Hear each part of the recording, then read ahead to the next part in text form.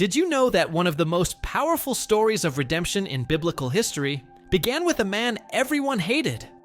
A corrupt tax collector, despised by his own people, made one radical decision after meeting Jesus, and it changed his life forever. This isn't just an ancient story, it's a timeless reminder that no one is beyond forgiveness, and that transformation is possible for anyone. Stay with us to hear the incredible true story of Eliab, the tax collector who gave it all back.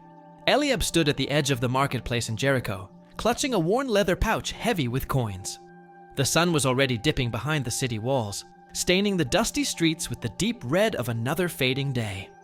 Traders were closing their stalls, and families hurried home, but Eliab lingered, uneasy. He watched them, those neighbors he had overcharged and oppressed, their backs turned to him as they passed by. The weight of the pouch was nothing compared to the weight in his chest, a growing, gnawing burden he could no longer shake. For years, Eliab had been a tax collector, employed by the Roman authorities to extract dues from his own people. It was a position that brought wealth, but at the cost of friendship, respect, and increasingly, his peace of mind. He used to shrug off their stares, the disgust, the resentment. But lately, those eyes haunted him. Every coin he collected echoed with their silent accusations. And tonight, as the city settled into quiet, Eliab wondered how he had let himself become this man. The noise of the market faded, but Eliab remained, staring at the stones beneath his feet as if answers might be carved between the cracks. He remembered the early days when he'd first taken the job, the thrill of finally having power, of being able to provide for his family, of not being at the mercy of others. But with time, that power had hardened him, made him cold, calculating. And now, at 40, Eliab felt like a man surrounded by walls he had built himself. Walls that kept out not only others, but also his own soul.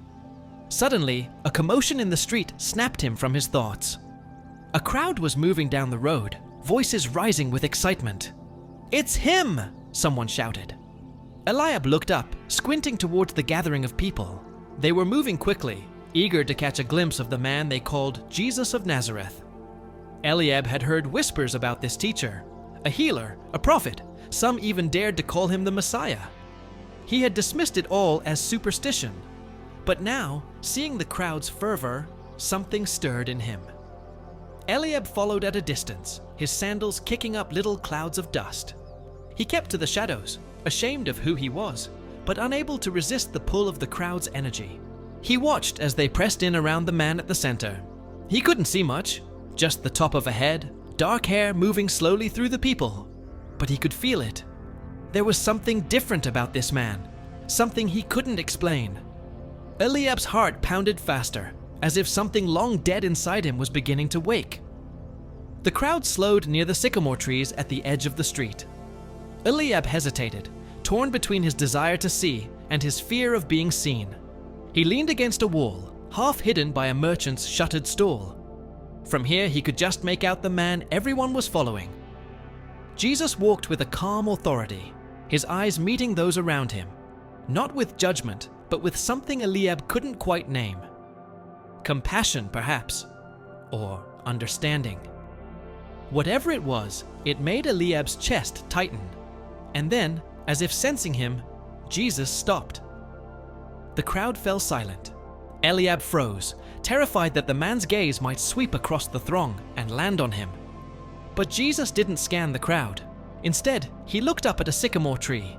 Eliab followed his gaze and noticed a man perched in the branches above, wide-eyed and clinging to the trunk. The crowd erupted in laughter and shouts, "Zacchaeus, another tax collector!" Eliab shook his head, surprised that someone like Zacchaeus would risk the public humiliation just to see this teacher. But Jesus didn't mock him. Instead, his voice rang out clear and direct. "Zacchaeus, come down immediately. I must stay at your house today." The words hit Eliab like a blow. The crowd gasped, and Zacchaeus scrambled down the tree, beaming as if he had just been invited to dine with a king. Eliab's stomach twisted. He'd never seen someone look at a tax collector like that, with dignity, with kindness. Not once. And now, Standing in the shadow of the crowd, Eliab felt something he hadn't allowed himself to feel in years: hope. The crowd moved on, following Zacchaeus and Jesus toward the man's house. Eliab stayed behind, rooted in place. His mind spun with questions. Why would Jesus choose to stay with someone like Zacchaeus? Someone just like him? He thought about his own house, empty most nights, save for his quiet dinners alone. No one visited him anymore. His wealth had bought him a fine table and golden cups, but no one to share them with. The thought pierced deeper than he expected. The street grew quiet again, but Eliab couldn't move. His fingers dug into the leather pouch, the coins inside cold and metallic against his skin. For years, he had believed that wealth would shield him from loneliness, from judgment, from need. But here he was, standing alone, watching someone like him receive something he hadn't dared to ask for: acceptance. His eyes burned as the realization settled like a stone in his chest. He wanted what Zacchaeus had just received. He wanted it desperately. That night, Eliab sat at his table, the lamps flickering weakly against the dark. He stared at the untouched food before him, listening to the quiet sounds of the city settling into sleep. But his thoughts were still back at the sycamore tree, replaying the scene over and over. He could hear Jesus' voice, not condemning, but inviting. It made Eliab wonder if he too could be seen differently, if he too could be forgiven. The possibility both terrified and electrified him. Sleep did not come easily. Eliab lay awake, tossing in the heavy silence of his home. He thought about all the years spent building this life, the long days collecting taxes, the business deals, the nights counting coins late into the evening. He had everything he thought he wanted, and yet it all felt hollow now. The memory of Jesus' voice and the look on Zacchaeus' face haunted him more than any insult or rejection he had ever received. Something had shifted, and he knew he couldn't ignore it. By dawn, Eliab had made a decision, though fear still clung to him. He didn't know where Jesus was staying, but the city wasn't large. Word traveled fast. He dressed quickly, his hands trembling as he fastened his belt. He left the pouch of coins on the table, for once uninterested in its contents. As he stepped into the early morning light, Jericho was just beginning to stir. The air was cool, the streets still empty. Eliab walked with purpose, though his heart hammered with uncertainty. He asked around, quietly at first, then with more urgency. Most people ignored him, unwilling to offer anything to a man they despised. But one old woman, selling figs near the well, pointed him toward a house near the edge of town. "He's there," she said simply, her eyes kind despite knowing who he was. Eliab nodded his thanks and walked quickly in the direction she indicated, each step feeling heavier than the last. He didn't know what he would say when he found Jesus. He only knew that he had to. The house was modest, its door open to the morning air. A few people milled about outside, speaking softly. Eliab stood at the edge of the group, his courage faltering. What was he thinking? That he could just walk up to this man and... what? Confess. Beg. But then, through the doorway, he caught a glimpse of Jesus, seated inside, speaking with a small group. The same calm presence, the same steady voice. Eliab swallowed hard, his feet moving before his mind could catch up. He stepped through the doorway, and suddenly the room fell silent. All eyes turned to him, and Eliab felt the familiar prickle of judgment on his skin. But Jesus didn't flinch. He looked up at Eliab and smiled, a simple, welcoming smile that unraveled the last threads of Eliab's defenses. The tax collector dropped to his knees, without thinking, his voice cracking as he blurted out the words he had been too afraid to even admit to himself. "Rabbi, I don't want to be this man anymore." The words hung in the air, heavier than any coin Eliab had ever held. The others in the room exchanged glances, some with skepticism, others with quiet curiosity. But Jesus simply leaned forward, resting his hands gently on his knees, his gaze never leaving Eliab's face. The silence was not cold or condemning, but patient, as if giving Eliab all the space he needed to let out what had been bottled up for years. Eliab's shoulders shook. his chest tight as a sob clawed its way up his throat. "I've taken from them," Eliab continued, his voice barely above a whisper. "More than I should have. I lied. I cheated. I hurt people who trusted me." His hands clutched at his robe, gripping the fabric like a man trying not to fall apart. "And I can't go back. I can't undo any of it." For a moment, the shame became unbearable, and he lowered his head, unable to meet anyone's eyes, especially not the eyes of the man who sat calmly before him, radiating a peace Eliab had never known. But then Jesus spoke, softly yet firmly. "Eliab." The sound of his own name on the teacher's lips startled him. No one said his name like that anymore, not with affection, not with knowing.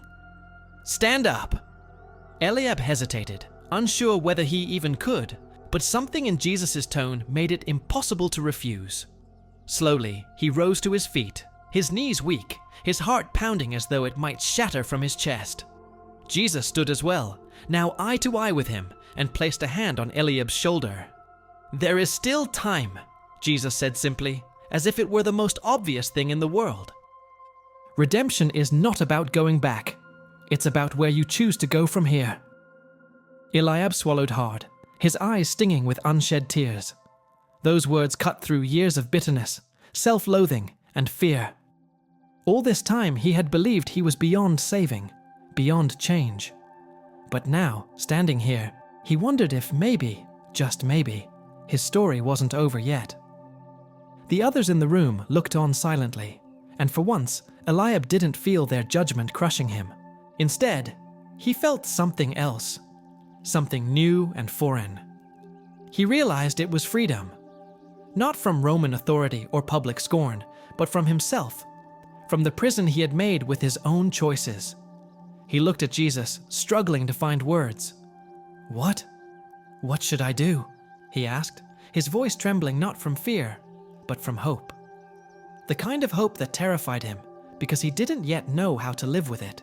Jesus smiled again, and it wasn't the kind of smile that excused wrongdoing or ignored the damage Eliab had done. It was a smile that acknowledged all of it and offered something greater. "Go," Jesus said, "and make right what you can. Let your heart lead you, not your fear." Eliab nodded, the simplicity of the instruction grounding him. It wasn't a complicated theology or an impossible ritual. It was a step forward. And for the first time in years, Eliab realized he could take that step. Eliab left the house slowly, the morning sun warming his face as he stepped back into the streets of Jericho.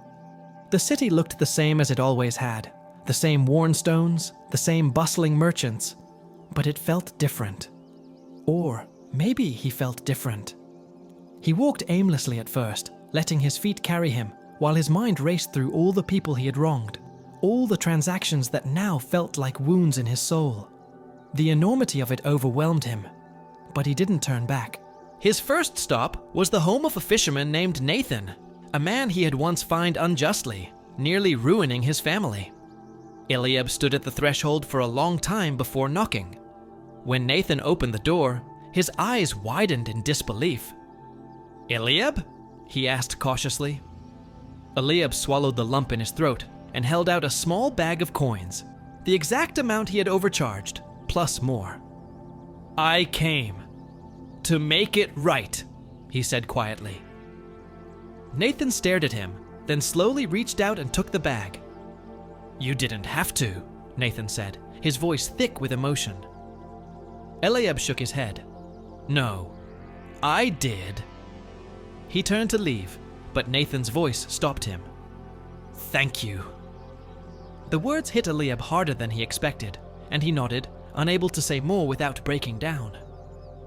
As he walked away, he realized that the release he felt wasn't just from giving the money back, but from facing the people he had hurt, from acknowledging what he had done, and from choosing something different now. One by one, Eliab visited the homes and shops of those he had exploited. Some looked at him with suspicion, unsure whether this was some new trick. Others wept openly as he returned what he had taken. A few refused the money altogether, too shocked to even speak. But with each encounter, Eliab felt the weight he'd been carrying for so long lift piece by piece. It wasn't gone completely. Some wounds take longer to heal. But for the first time in his life, he wasn't adding to the burden. By midday, Eliab sat on a stone bench near the well, exhausted but strangely at peace.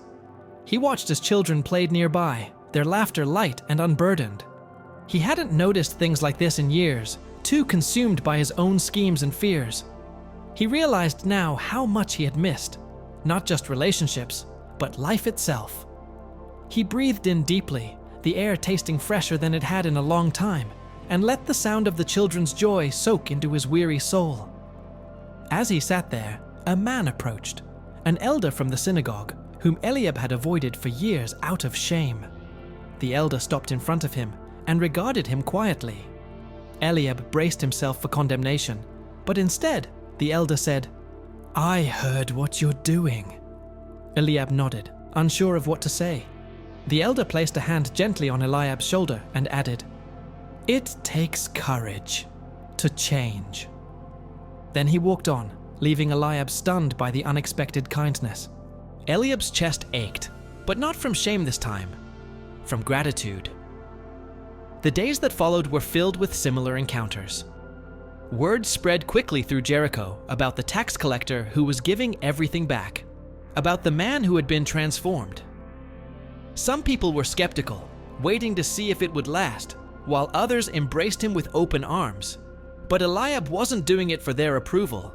He wasn't doing it to clear his name. He was doing it because, for the first time in his life, he understood what it meant to be free. He sold his home, the grand house on the hill that had once been a monument to his success, but had long been a prison to his soul.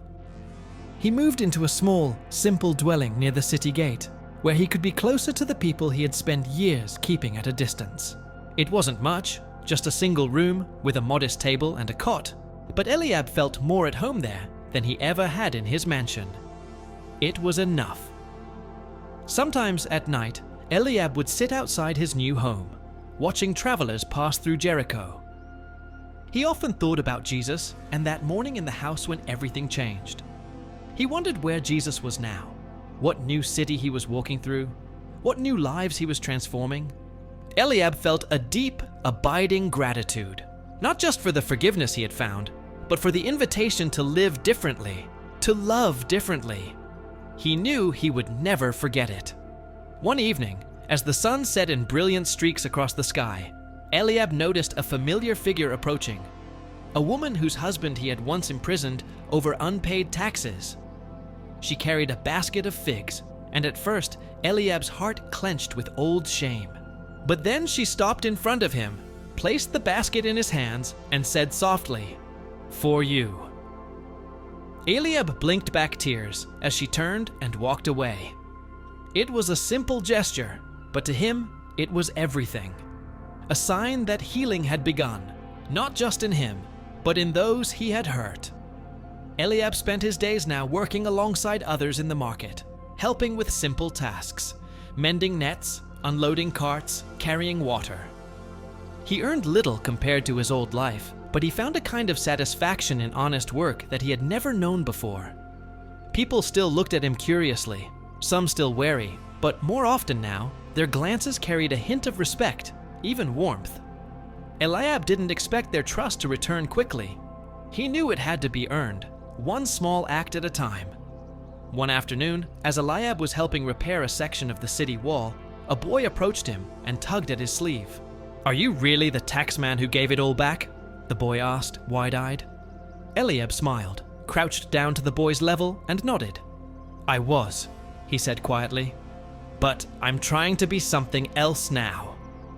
The boy grinned, then ran off laughing.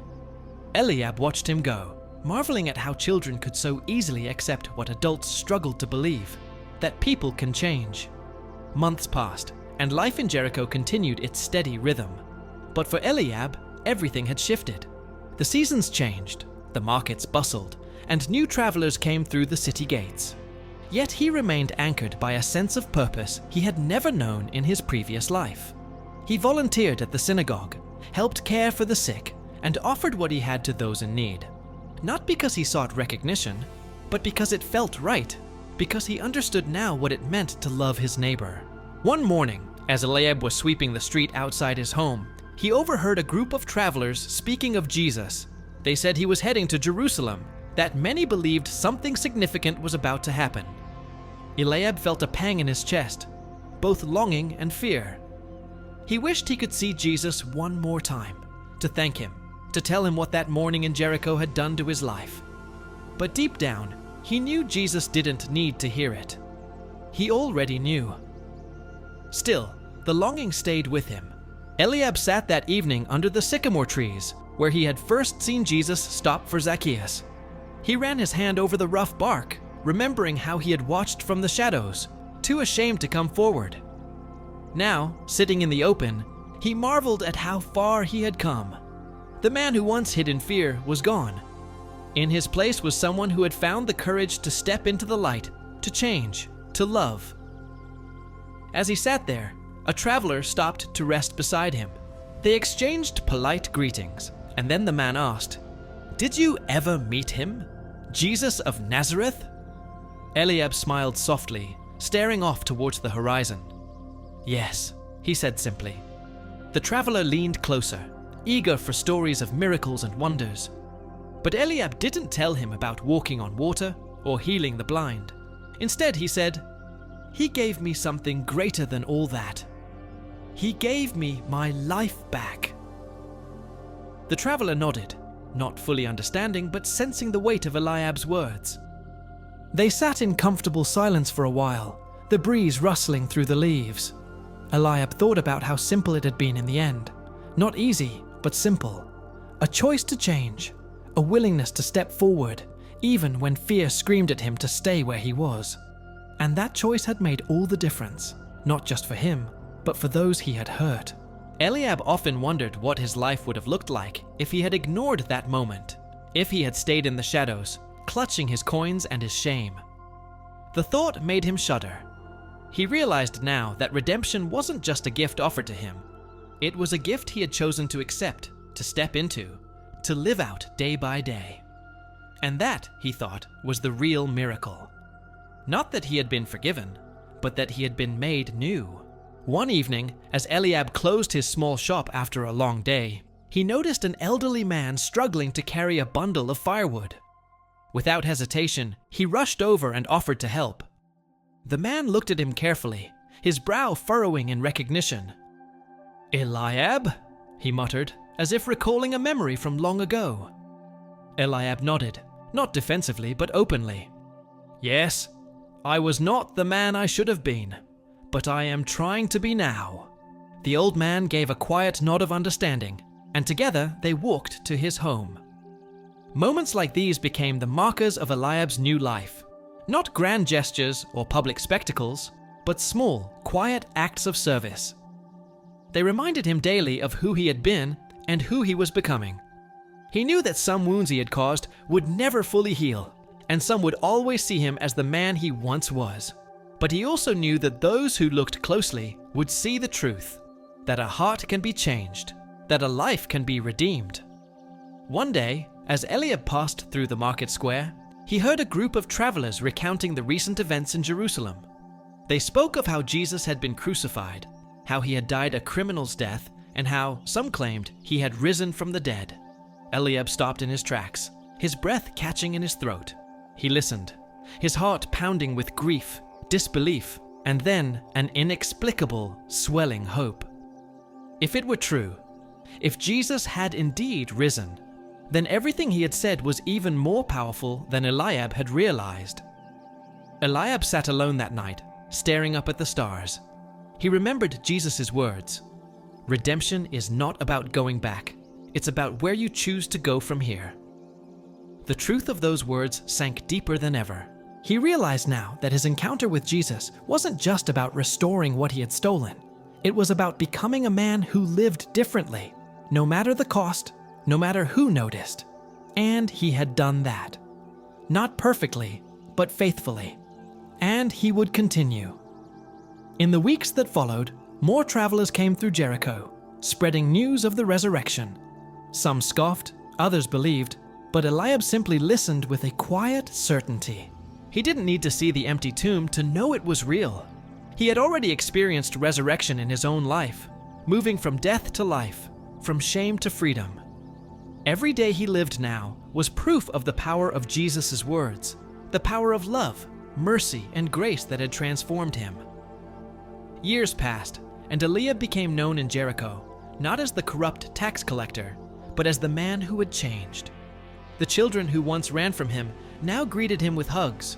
Families who had cursed his name now invited him to their meals. And those who visited Jericho often heard whispers about him, about the man who had given up everything to make amends, about the man who had met Jesus and had never been the same since. Eliab never corrected them. He just smiled quietly and kept living his new life. In his final years, Eliab often sat by the city gate, watching the sunset over the hills. Sometimes people sat with him, asking for advice or help. And Eliab would always listen, patient and kind. When they asked him how he had found such peace, he would tell them the same simple story, not filled with dramatic speeches or miracles, but just a morning in Jericho when he met a man named Jesus who looked at him with love and told him that it wasn't too late. One morning, as Eliab sat quietly under the sycamore tree, he closed his eyes and smiled. His hands, once so quick to grasp at wealth, now rested gently on his lap, weathered but clean. He had lived long enough to see that the true riches of life were not in coins, but in relationships, kindness, and love. And as his breath slowed, he felt no fear, only gratitude, for the chance he had been given to change, for the people he had been able to love, and for the Savior who had made it all possible. After his passing, the people of Jericho gathered to remember him. They spoke not of his past sins, but of his acts of compassion, his humble service, and his unwavering kindness. The synagogue elder, who had once placed a hand on his shoulder, stood up and said simply, "He was a man who changed." And that, more than any monument or wealth, became Eliab's legacy. A life transformed, a testimony to the power of redemption. Eliab's story was told for generations in Jericho and beyond, not as a legend of a flawless saint, but as a real human story of brokenness, courage, and renewal. His life stood as a beacon for all who felt trapped by their pasts, reminding them that it is never too late to turn around, to seek forgiveness, and to live differently. And somewhere, in the hearts of those who heard his story, the simple, quiet words of Jesus echoed once again. There is still time. If this story moved you and reminded you of the power of second chances, don't forget to like this video and subscribe to our channel. We share more inspiring stories of transformation and hope, straight from the pages of history and the Bible. Hit the notification bell so you never miss a new story that could change your life too. Thanks for watching, and see you in the next one.